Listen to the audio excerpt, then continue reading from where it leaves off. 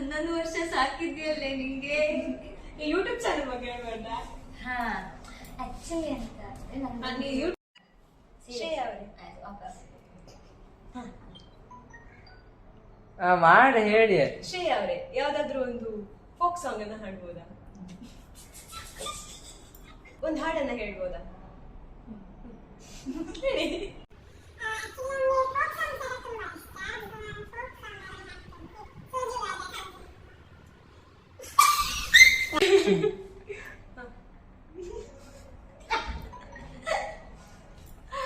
ನಾನು ಜರ್ನಲಿಸ್ಟ್ ಆಯ್ತು, ಇವ್ರಂತ ಸೆಲೆಬ್ರಿಟಿ ಆಯ್ತು, ಇಂಟರ್ವ್ಯೂ ಕೊಡ್ತು ನಮಗೆ.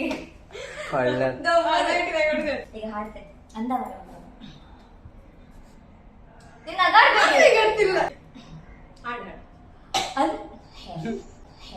ನಮಸ್ತೆ ನಮಸ್ತೆ.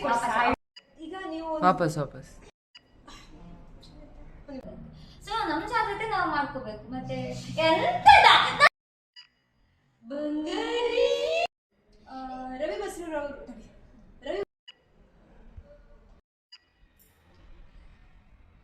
ಯೂಟ್ಯೂಬ್ ಚಾನಲ್ ಬಗ್ಗೆ ನಾಲೆಜ್ ಬಂದ್ ನಾ